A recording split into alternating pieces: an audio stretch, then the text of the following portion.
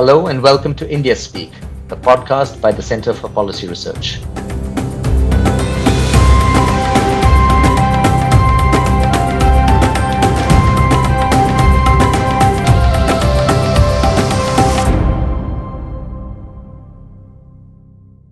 This is the first in a series of podcasts particularly focused on climate change and looking forward to COP27, or the meeting of the Conference of Parties to the Climate Convention, which will be held in Sharm el-Sheikh, Egypt in November this year.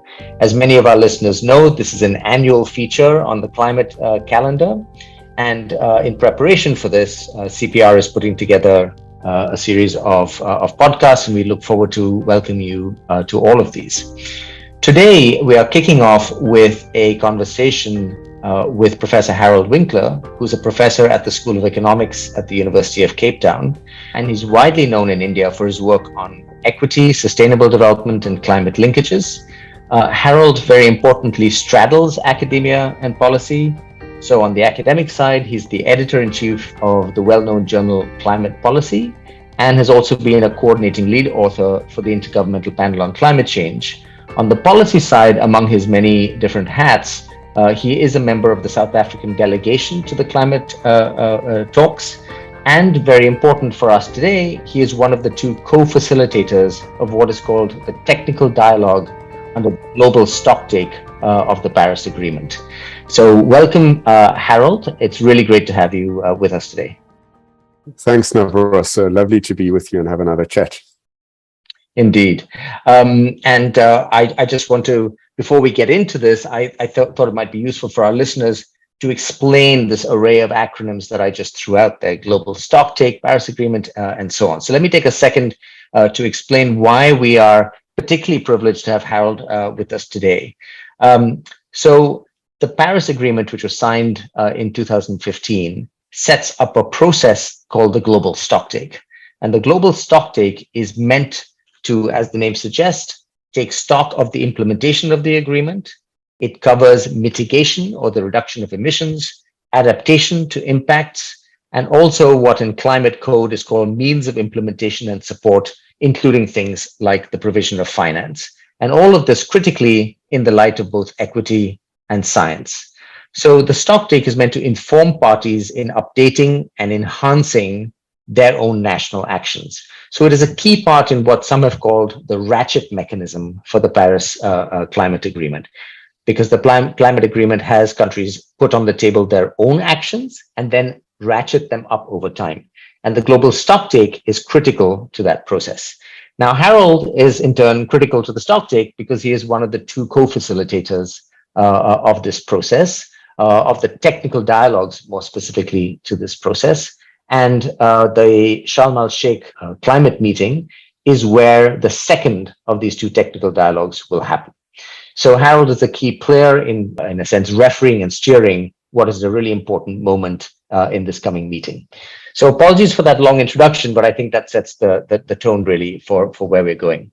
So with that, maybe Harald, we can start a conversation about this. And maybe you can tell us a little bit more, having gone through one of these technical dialogues, how you see the global stocktake really playing a role in the unfolding of the Paris Agreement and the actions of parties. What role can we realistically expect it to play? Thanks, Navroz. And that's a very clear explanation of the role overall. Taking a step back, we know and we knew before Paris that what countries do in their nationally determined contributions every 5 years is not going to be enough. So when you add up the mitigation parts and all the NDCs, it doesn't put us on track to the goal, the global temperature goal of 1.5 degrees, or even well below 2. And so the global stocktake is really, as you said, the ratchet mechanism, and it's increasing ambition. We know that the sum of what everybody does in their own political economy will not be enough. And so we get together on a 5-year cycle that's offset by 2 years. So 2 years later, and say, how do we all individually do more, raise our ambition, and what can we do more together to solve this global commons problem? And just one last thing on that. Ambition definitely applies not just to mitigation, but also what does it mean in relation to adaptation and in terms of the support, the finance that you mentioned. And it's a lot more than that, but I'll stop there. No, I think that really helps because, as you say, the context for this is under the Paris Agreement, nobody expects countries right off the bat to do what is expected and necessary by science. So we need to have some mechanism of ratcheting it up, as we both said.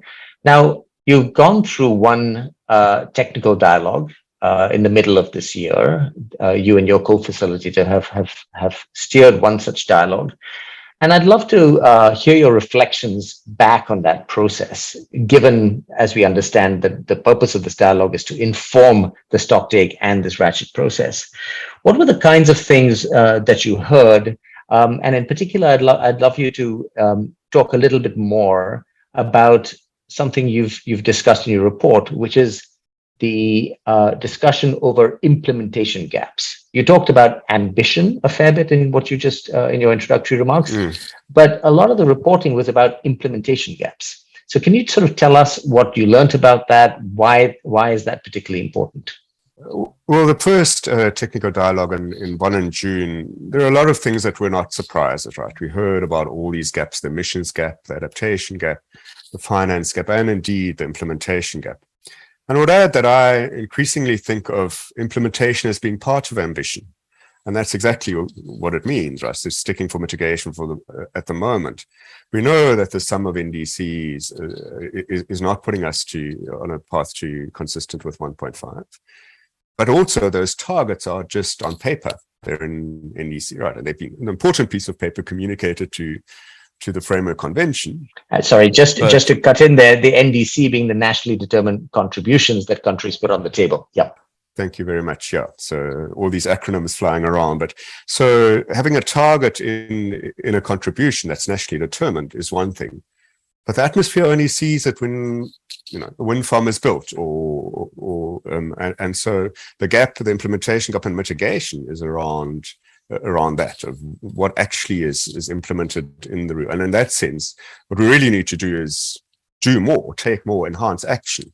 And also in relation to adaptation, I do want to mention a little bit about that because it's very important. We're seeing the IPCC and what we heard in Bonn, right? So Working Group 2 and 3 of the Intergovernmental Panel on Climate Change brought in their findings, and we know a lot of these things. We are observing the impacts day by day. We have floods in KwaZulu-Natal, heat waves in China, all over the world, leading not only to the need to adapt to those impacts, but even what's called loss and damage, which is also a really important part in the even broader scope of global stocktake. And this is happening to farmers in Kenya, from farmers in Kenya to mudslides in Canada, right? And countries are no longer, it's the point we're no longer able to cope. It's so bad. No, absolutely. And I think it's really important that the scope of the stocktake and the dialogues therefore stretches not only to mitigation, but definitely also to adaptation, loss and damage and finance. I want to come back to those in just a second, in part because I think we all expect that this next COP27, is going to actually be quite strongly focused on some of the issues around adaptation and loss and damage. So maybe come back to that in just a second. But before we go there, I wanted to pick up on something else you said with regard to the implementation gap. In a sense, the stocktake and its technical dialogue operates at a global level. But surely a lot of the implementation issues are very specific to particular national economies. What is the reason why coal is slowing down at a faster pace in one country or another, or solar is growing at a slower pace in one country or another? What are the very context-specific issues? And this is something also your report mentions, is the context specificity of this. How did the stocktake kind of grapple with this? The fact that your mandate is really to talk at a global level, but a lot of the implementation issues end up being nationally specific. Did participants talk about some of the very concrete issues that they faced in country? I think participants started to, but I hope in Sharm el-Sheikh we will have a lot more than that. And many parties and non-party stakeholders, importantly, also very much part of the technical dialogue, said we need to move from the what. We had a good discussion about what are all the gaps, to the how and how to. And that is the implementation question. And very much this is at two scales. As a lot of your work is also focused on this interaction and hinge between this, right? So the outcome of the stocktake is going to inform parties, when they nationally determine their next NDC, so those next NDCs are to be communicated in 2025. So we end the global Stocktake in 2023, and then essentially South Africa, where I live, will start its homework, its preparation for the next NDC, which there is a provision of progression that must be more ambitious than the previous one, right? And the outcome of the global Stocktake also informs international cooperation. So there are ways in which maybe we can restructure the way finance works, or actually make technology really be transferred, whatever it is. So there are things internationally, but that link is a soft link, because in Paris it was not possible to say no party will accept that the outcome of the global Stocktake tells us what its next NDC will do, because that's an integral part of NDC, that those contributions are nationally determined. Indeed. So as you said, it's a good way of putting it, that there's a soft link. Do you anticipate that, in addition to spurring international cooperation, which is part of the hope, and spurring countries to go back and revisit their NDCs on a nationally determined basis, that there might actually be some kind of learnings across countries through the conversations in the Stocktake on the how questions? Oh, definitely, and I mean, my co-facilitator Fan and I are thinking about that, and these a lot of the inputs we've raised this idea of having a technical appendix in which good practices and ideas could be collected. Being careful about that, menus of options from which parties can choose, not being prescriptive to any country. But, India might look at another country and say, oh, that's actually a good idea. And, that would also work in our context. And the other thing that I haven't yet mentioned, which is really important, what we've tried to do is, because explicitly the technical dialogue, it is a party-driven process, but with participation by non-party stakeholders. That means firms, that means mayors of cities, that means civil society, that means a wide range, 9 observer constituencies, farmers, right, indigenous people, and so on. And bringing the so-called action agenda into the negotiating process is also important, because who takes action? It's not just governments in a country. It really depends a lot on what, in the end, everybody does, what citizens and consumers and prosumers do, and what firms do, and so on.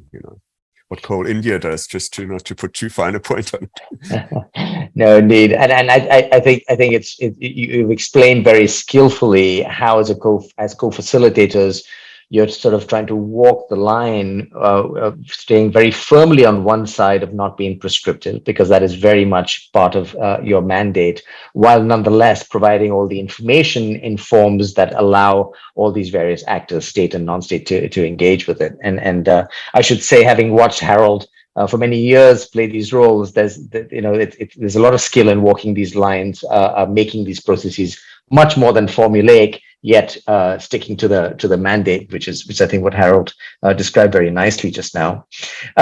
Maybe we should turn, as I had suggested we would, to the questions of adaptation and loss and damage. And I want to pick up one word in your report. You said that there was discussion of transformative adaptation, and I think that's quite an intriguing idea, and perhaps you can explain that to us a little bit, but also perhaps from there expand into perhaps your expectations of what may be a charged context around issues like loss and damage, given that this has been a year of such severe climate harm, given that we have our neighbor here in India, which is of course Pakistan. Is a third of its land area is flooded, and Pakistan, not coincidentally, is chair of the Group of 77 in China, which is a very large negotiating bloc. So maybe talk us a little bit through the substance, and then we can drift over perhaps into what it implies for the context within which this conversation is happening. So I, like you, am a mitigation researcher, but when I read and hear from Working Group 2 about transformative adaptation, it's a binary on the spectrum, but there's transformative adaptation, which is kind of ambitious, good adaptation, and maladaptation, right? Sometimes adapting, but then the unintended consequences of those actions actually make things worse, right? And so we want, it's heuristic, right? But I think when one asks oneself the question, which Fan and I did, what does ambition really mean in relation to adaptation? It's not as clear as we, at least in my mind, as it is.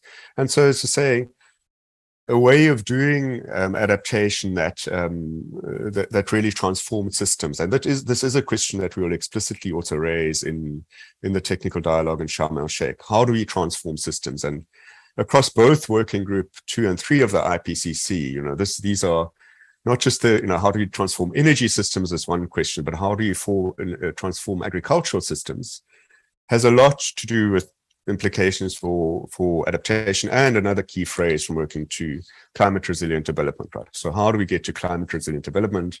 And my favorite phrase, Navroz from the IPCC, shifting development pathways to sustainability, so that we have a broader approach to mitigation. We don't just think about, yes, we think about pricing carbon and doing all the more narrowly conceived mitigation, but we think about climate policy as an all of society, all of economy effort. And so, yeah, I'm drifting off a bit, so rein me in. No, I think that those are all really important terms to evoke. Climate resilient development and this idea of transforming systems. It leads me to actually ask a question, and I will come back to some of these issues, but I want to ask a question that immediately follows from this, which is that when thinking about the role of something like a Stocktake, do you think of it as in part as a narrative building exercise?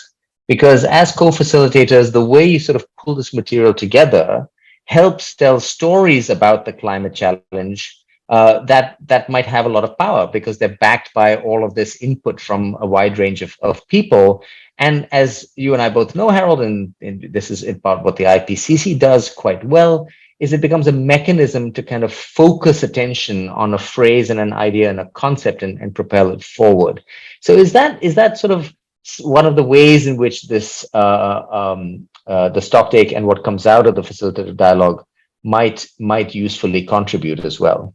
I think that's a very good point. And yes, I think, and specifically the technical dialogue phase, I think, so when we have the last of these 3 meetings of the technical dialogue in Bonn in June next year, but we will, after that, Farhan and I will write some key findings. And those key findings will be effectively key messages supported by a narrative and by numbers, right? I mean, it's not exclusive of those, but really the numbers in order to tell the story of how we are going to change in ways that we haven't before, because we know before we started that we're not doing enough. So I think very much so, but also something perhaps we haven't made clear enough yet is the third phase of this. So there's an information collection phase, a technical dialogue phase, which I'm co-facilitating with Farhan, and then there's a consideration of outputs, the so-called, loosely called political phase. So the technical dialogue does not make decisions. So in the second half of next year, those key findings or those narratives will be then considered by more in the usual negotiating style. So the contact group perhaps develops a decision text, a high-level group may come up with a declaration that sends political signals to the outside world, but also about what needs to change within the UN climate regime. That's where this is going. But the stories are very important. Right. So just for listeners who may not be familiar with this process, a lot of the way in which these meetings work is a textual document of some sort is prepared. It is then subjected to scrutiny and discussion among governments, who then sort of vet and revise it. And in a sense, what Harald has described is that more political end game of the Stocktake will be subject to a similar sort of spurring of dialogue and hopefully coming to agreement among countries. And indeed, I think if some sharp focused narratives and ideas can be propelled, it would be a contribution for sure.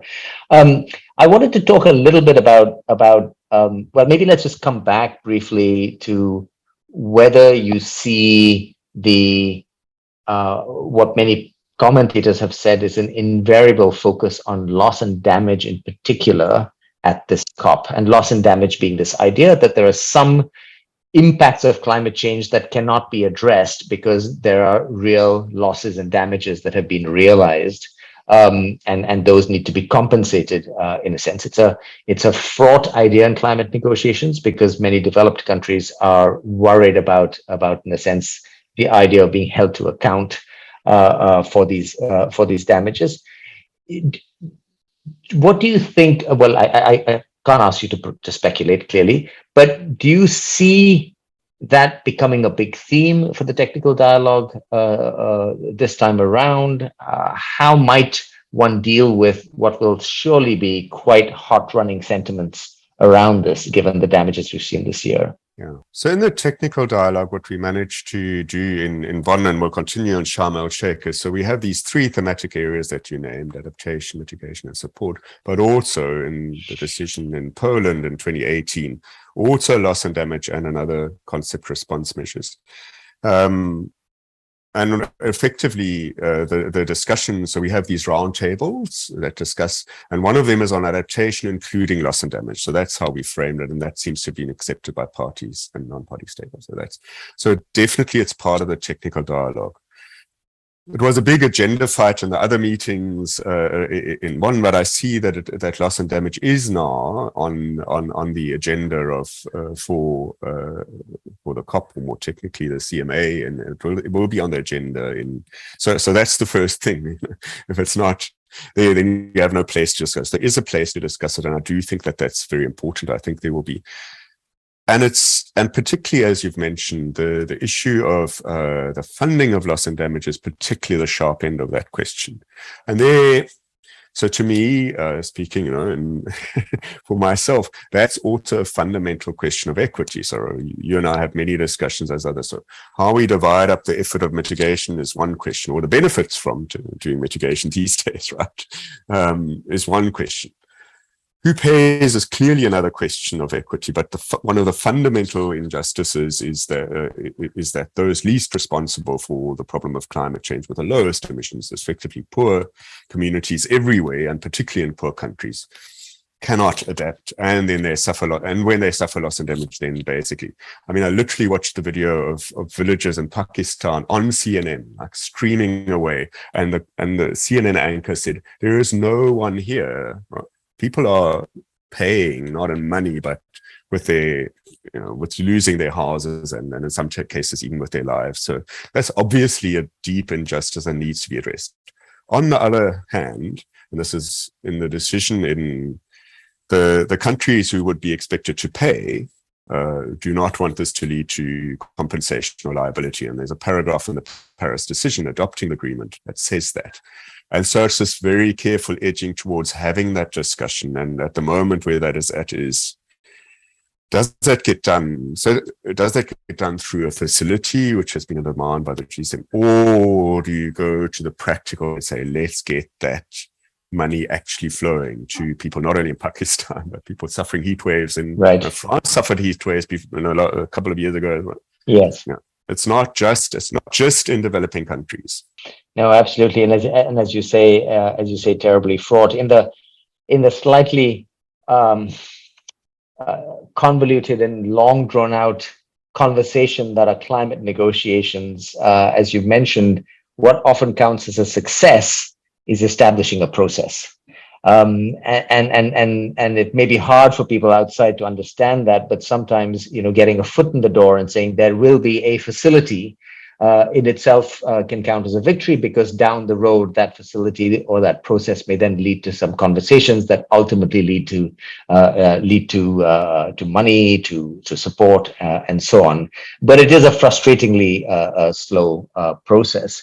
And in that vein, I wanted to actually talk a little bit about what the technical dialogue in June said about money, and if I might sort of say this, that while I found some of the other texts quite interesting and a lot of ideas on finance, and of course this is not your fault, you only work with what participants say, but on finance, it basically seemed to repeat the mantra that we've heard, that we have to move from billions to trillions, and that the current amounts fall short of the promised $100 billion that developed countries had promised. And so it seemed that in the finance realm, the conversation remained a little bit stuck, a little bit turgid. And I wonder if you see any pathway beyond that, particularly given that we are operating in a world that, as a recent speaker to CPR put it, it's a world of polycrisis. This was a new term to me, but it's a very apt one, and I don't need to list out all those crises. But obviously it has implications for taking forward the finance discussion. So any reflections on that?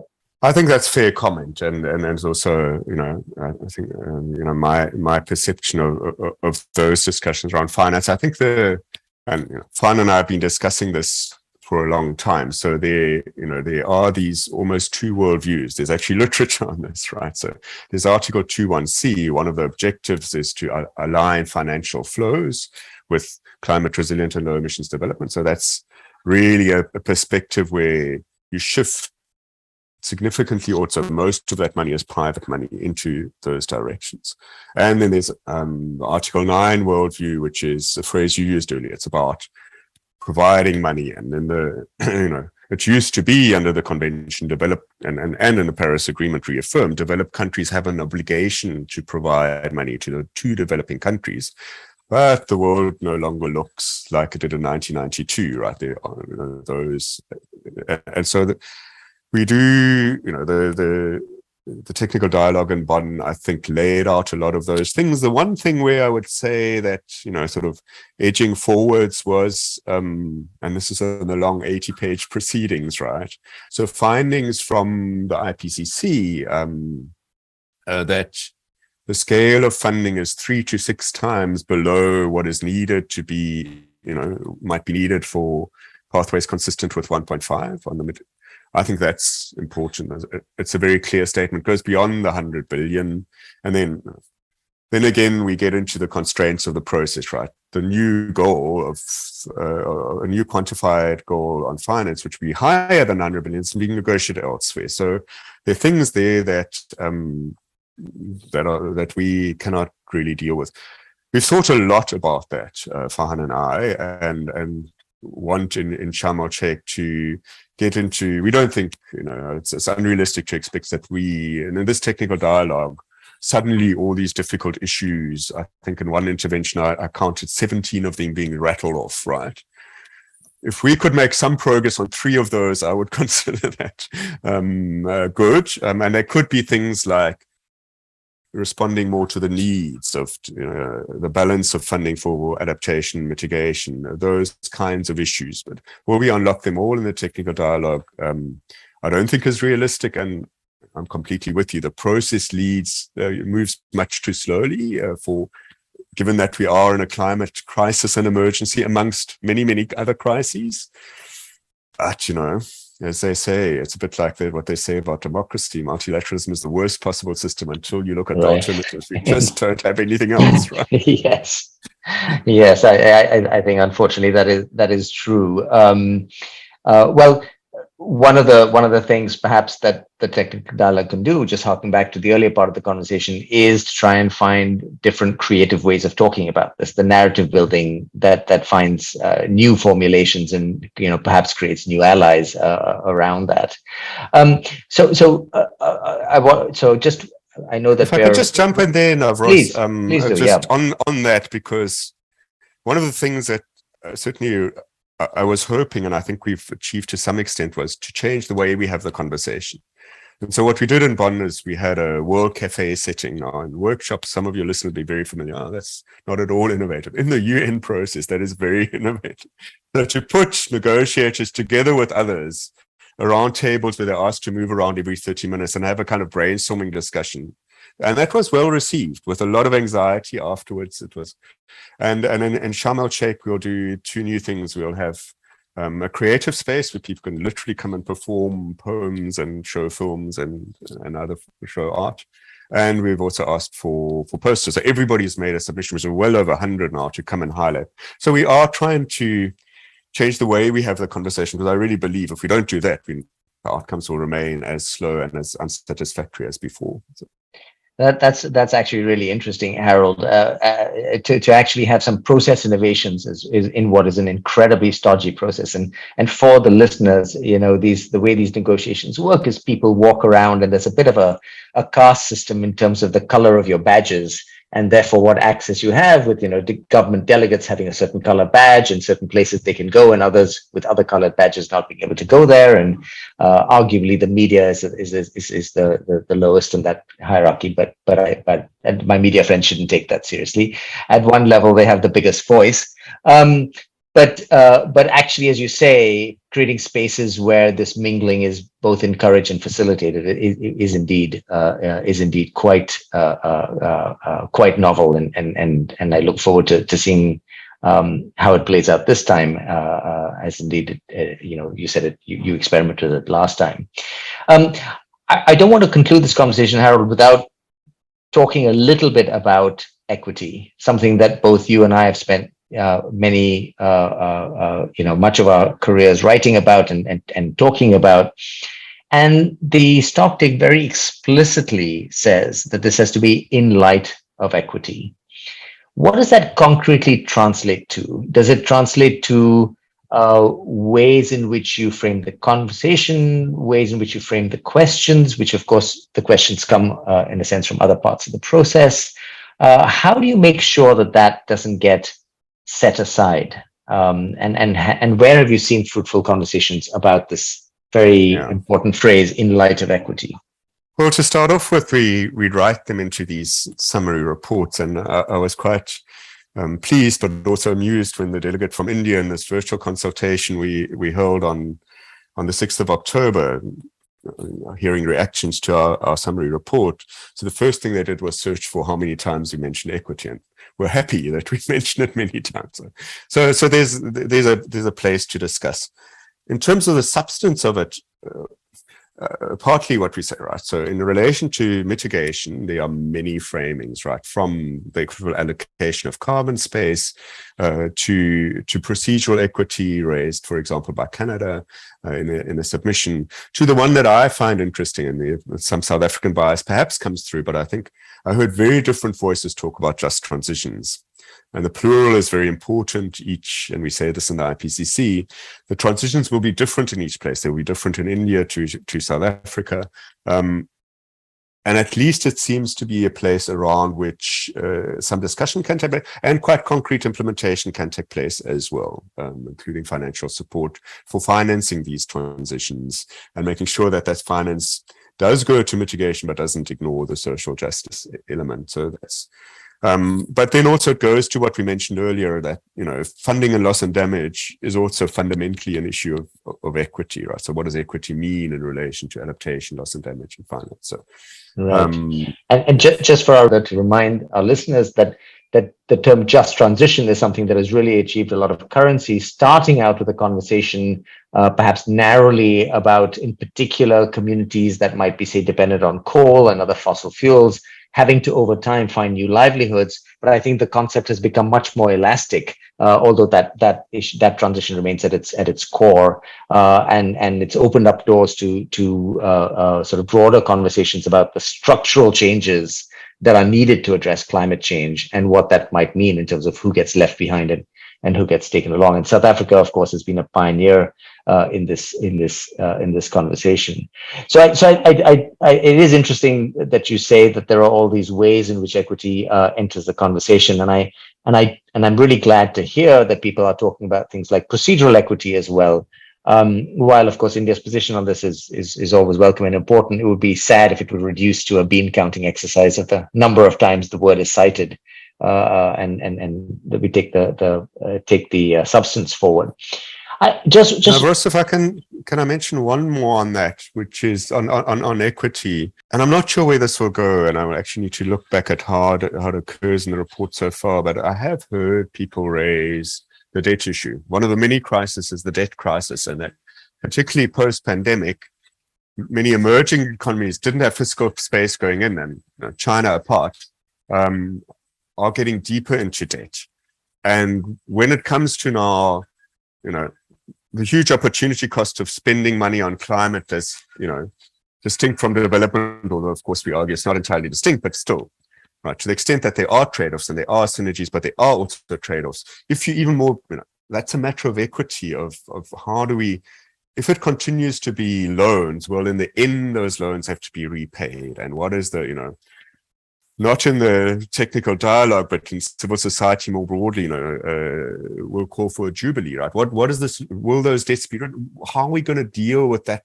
Saying spend more money on climate meanwhile, many countries in Europe are taking up more debt for war, right? Effectively to support a war in one side in the war in Ukraine, right?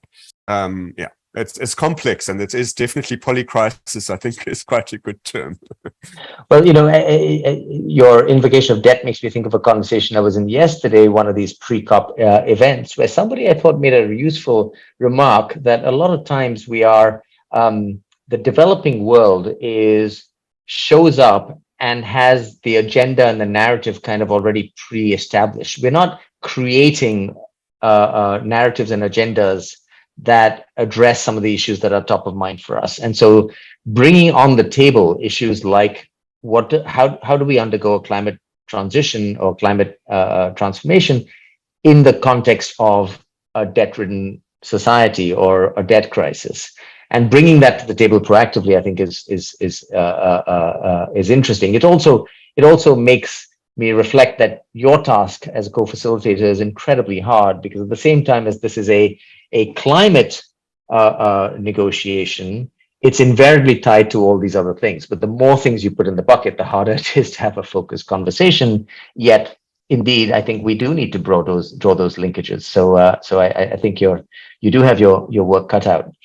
One last question, Harald, and then I will let you go.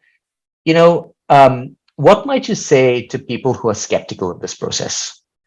So the idea behind a ratchet, of course, and we started with this idea that the global stocktake is very much part of the ratchet mechanism of the Paris Agreement. Part of the metaphor of the ratchet is that it has teeth, right? That it has ways of encouraging action and stopping backsliding that might move beyond what you described as soft linkage. So there are those who say, well, yes, we can see various ways in which these conversations can be productive, but is that really up to the task of what we need from a global cooperation process right now? So I hear those kind of comments, and I think my basic message would be: don't write off this process before giving it even one chance. So the global stocktake is the mechanism that was agreed in Paris. It'll repeat every 5 years. This is the very first time. And I don't disagree that, you haven't even seen the result yet. Don't prejudge that it will fail. Maybe it will. Maybe it, will be called a success, as you've said, Navroz, in the narrow terms of the UN climate regime, of having set up processes and sent some messages, but not success measured against what's really needed out there. That's very possible. But I would say to those who are skeptics, think very carefully. If not this, then what? What is your alternative then? Are you putting your hopes into the mitigation work program and the work program on the global goal, and there are all these ad hoc work programs that were ad hoc. There were work programs launched in Glasgow, which have a limited time. Some of them are even struggling to get onto the agenda, like the one on loss and damage, right? So yeah, and essentially, obviously, I have a bias here because I'm co-facilitating this process and want to make it work. But it seems to me that it simply doesn't make sense to write something off before it's even happened. If we look at the world more broadly now, and it sometimes feels like we're going back to the 19th century world of great powers with spheres of influence. If we live in that world, then we will not be able to take climate action, I believe, because everybody will be for themselves, and we know that this global commons challenge needs collective action, which means multilateralism. This is the process under the multilateral agreement, the Paris Agreement, which is not perfect, but it's the best we have. And so I guess the other phrase I would use, don't let the perfect be the enemy of good. Let's make the GST as good as it can be and help us doing that rather than writing it off up front. I think that's a really well put and resounding message, in a sense, to invest in the process and engage. And I really like the idea of not, of the way you put it, of not writing this off even before we've gone through it once and giving it one chance. And speaking as somebody from India, and of course you're from South Africa, the idea that this is indeed multilateral. And the alternative then is a bunch of fragmented conversations. We're hearing a lot about climate clubs and so on and so forth. And the fact that this is under the auspices of a multilateral process, I think is also a really important reminder to all of us. So Harald, let us maybe close there. We could talk about many more things. I would love to hear more about South Africa, but we're running a little short on time. You, of course, have a lot of work in the national context as well. There are so many other things that you're involved in, but let's just say that this is not the only conversation, and hopefully not even the only podcast that we will share. And let me then just end by wishing you well for the process in a few weeks' time. More power to your narrative building abilities, as well as your abilities to corral disparate actors, and occasionally, as the need presents itself, even to bean count when you have to do so. So my thanks to you, Harald. Thanks, Navroz. It's been a pleasure as always to talk to you, and look forward to many further conversations. So thank you all for listening. For more information, please do follow us on @CPR_India and on @CPR_Climate. Stay tuned for more conversations leading up to the COP. And thanks again to Harald Winkler.